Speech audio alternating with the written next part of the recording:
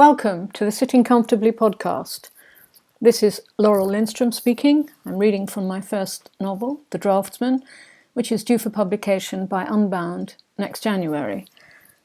This is our 13th podcast, and I'm going to make it slightly longer than usual because a couple of people have said to me that it's more convenient to listen to a longer one than a shorter one. So that's what I will do. Chapter 5 of The Draftsman is called Accidental Fortunes. So, are you sitting comfortably? Then I'll begin. The Draftsman, Chapter 5, Accidental Fortunes.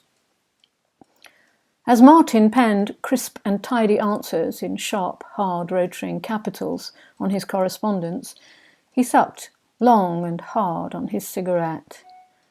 Dragged deep down from his lungs a sudden explosion of spit and aged phlegm, festering,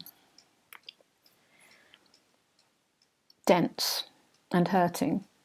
He coughed and rumbled the mess onto the floor, noting as he did that the letter pile was going down. Between sporadic coughing fits, he numbered each letter, placing them one at a time in sequence in a box file for later, when Joshua arrived. Onto an A4 sheet, he wrote additional associated instructions, comments, numbered to correspond with the numbers on the letters. He opened the rest of the post, and with the exception of the checks and financial stuff, took his shears and cut all of it into halves and quarters. He piled the array of corners carefully in close alignment on top of the halved envelopes, with the snipped newspapers and magazines last. Those that threatened to topple the pile he dropped onto the floor with the congealing mucus and cigarette ash and ends. Answering emails was slower because Martin read every single one, even the rubbish, the crap from the one-night stands who wanted to see him again and those promising to surgically enlarge his penis. The one-night stand messages were bounced with an undeliverable mail address message he had concocted, dragged to the trash, and the email address added to an auto-delete list, along with those of the spam. Although the first few encounters had been intriguing, Martin soon tired of the game people wanted to play just to have sex. Dates generally went wrong for Martin, and there was often a mess to clean up afterwards. Sometimes money was involved, but mostly the mess was sorted with lovely presents sent by Joshua the next day with some flowers and a gentle note. Sorry, it's not you, it's me. It was mostly true, except for the sorry part. He never wondered why. He didn't care. By the time the next opportunity arose, he had forgotten. Martin was sitting staring at the screen, still as a swan and still smoking, when Joshua arrived, having parked the car in the secure car park on the Marylebone Road. Joshua wasn't particularly surprised to find Martin smoking again. It was part of the binary pattern, black and white, up and down, life and death, here and there, you and me, he thought. But he said instead, "It's been a while, what have we got?" Martin got up and walked towards the open door and stubbed out his cigarette on the carpet. Turning back to his desk, he followed a trail of burn marks and cigarette ends, a familiar track of nicotine cinder paw prints running back and forth from his front door to his desk, and from the desk near the terrace to the kitchen area and to the bathroom. Familiar routes he could follow and count along. They had the added excitement of changing numbers and juxtapositions, especially if the cigarette ends got kicked about. Here, handing the overstuffed box file to Joshua and pushing the stack of rectangles onto the floor. "How many?" Joshua said. And Martin just brushed back his hair and said, tense and on the edge of teasing, "You know I know, and you know I'm right, so what's the point of telling you?" He stared, and Joshua sucked at his expensive teeth and toyed. "Now you know what time it is." It's 11 o'clock. Back to the podcast. Sucked at his expensive teeth and toyed momentarily with the idea of pretending to count all the corners. He realized that this would be pointless, because Martin already knew how many there were, and now time was slipping, so masking his irritation, he said instead, "Let's just get on with it, shall we? It's getting late." Martin said, 262,144, and kicked the pile in the general direction of other, similarly cornered debris. He noted with satisfaction the shifting of all the other corners, his numbers making a new shape, his 6,134,170. They went methodically through the box file, working together on requests, reports, authorizations, transfers, contract updates and changes. Eventually, they reached the letter from Bill Edwards, close to the bottom. Late London shadows were reaching into the room, a golden caress they two shared. Joshua dreamed in the softness of the light, its pale ambers, its slow burn into the fading horizon.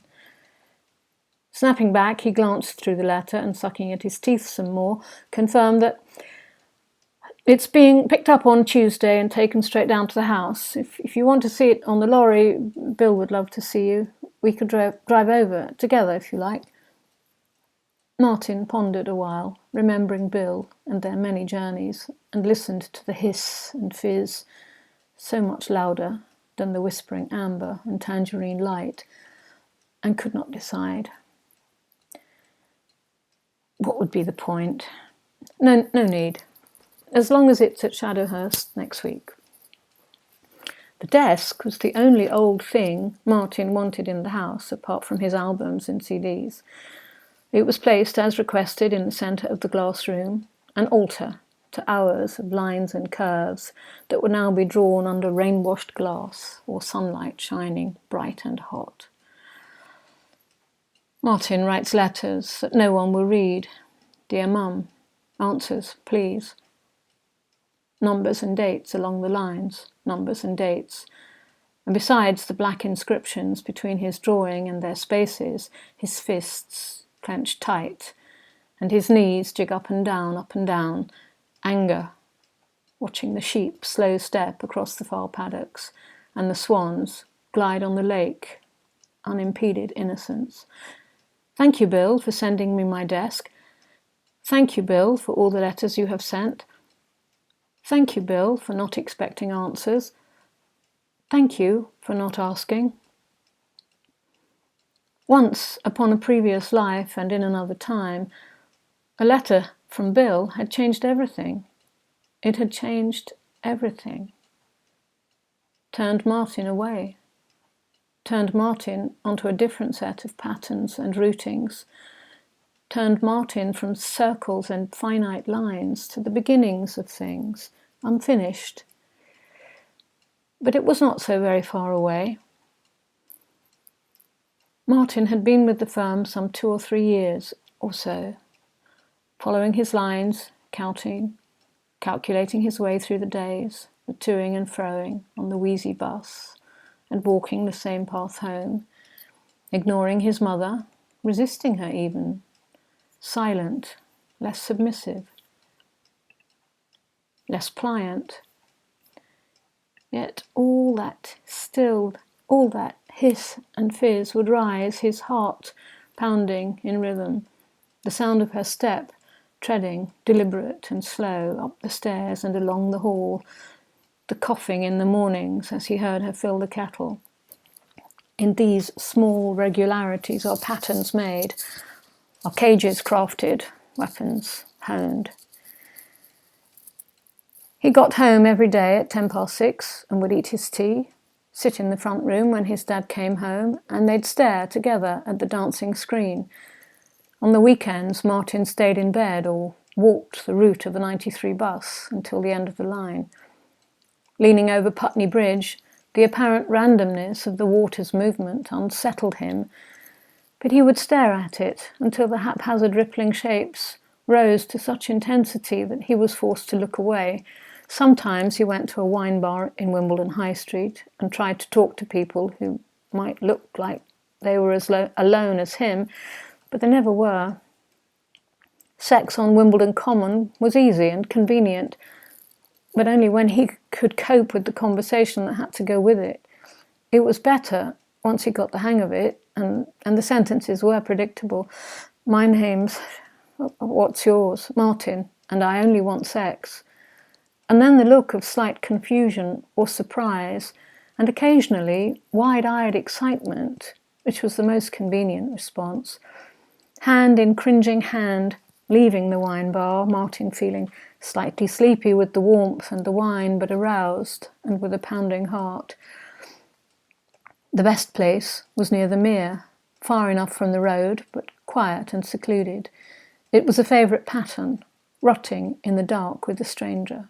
Martin's hands tight around another body, a stranger's fingers pressing hard into his soft flesh, sweat and tears running, and a face of tangled anguish and fleeting delirium, as it suddenly is done, and calm spreads in a warmth and tenderness, warmth of Martin's love for his own body and its sublimely innumerate functions. Touch made touchless, alien and anonymous, helpless and unchosen, the words, the breath, the hunger, satisfied for a little while. Once done, like animals, they turn away and slouch off into their other darknesses, once more alone. And then, one day, the routine all started to unravel. Something secret and unseen had pulled at the thread and slowly unstitched the delicate patterns of this, Martin's tightly woven life. At work one day, all he had said was, "This is wrong, Bill. I can't do it." It was an almost random comment, a seemingly inconsequential observation, just like many other times before. But this time there was more that was wrong than just measurements. There was something illogical in the drawing that Martin didn't understand. He couldn't see the paths in the lines, the places they described, and it was worse than unsettling. Bill sighed and reminded himself to be patient. "What do you mean, Martin?"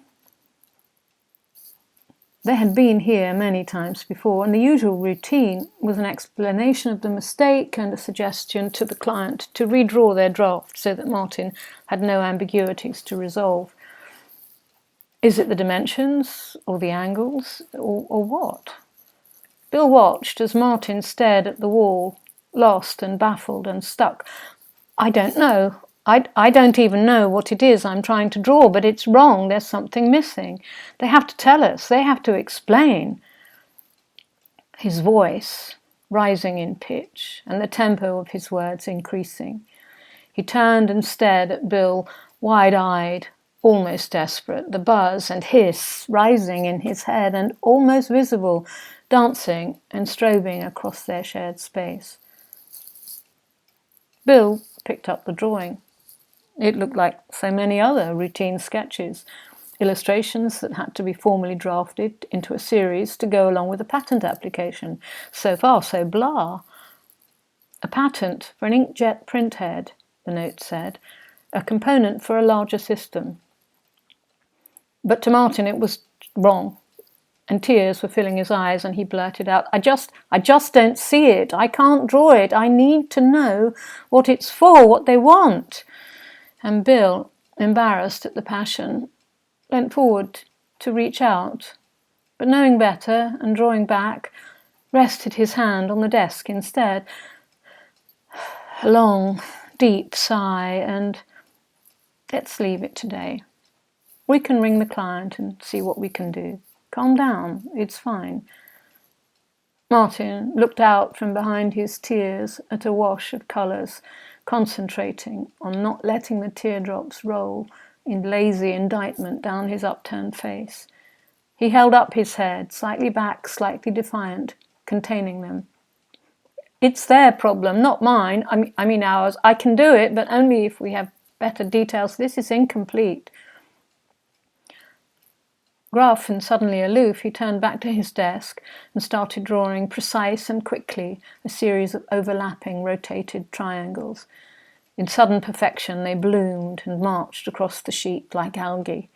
as Martin filled them with perfectly spaced lines, back and forth, the ink running to keep up with his pen, and shining and bright and drying suddenly on the perfect smoothness of the page.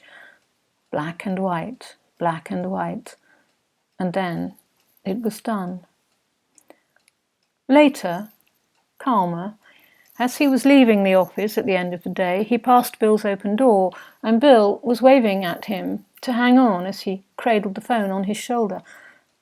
Martin heard Bill say, "Right, great, we'll see you in the morning. Should be around 9:30, depending on the traffic." He hung up and said to Martin, "Be outside here tomorrow at 7 o'clock, and we'll get up to Cambridge to meet with them, get it all sorted out. All right?" Martin observed the eager enthusiasm, put a cigarette between his teeth, nodded, and headed for the 93 and home. Resolved, for now. That's the end of part 13 of the Sitting Comfortably podcasts. I have started reading for longer. A couple of people have told me that longer is better. It's more convenient. I would have thought it was more boring, but there we are. So that's it for today, and I hope to hear you or know that you're listening sometime again soon, and that you've enjoyed this reading of the Draftsman. Thank you. Have a lovely day. Bye-bye. Lovely day.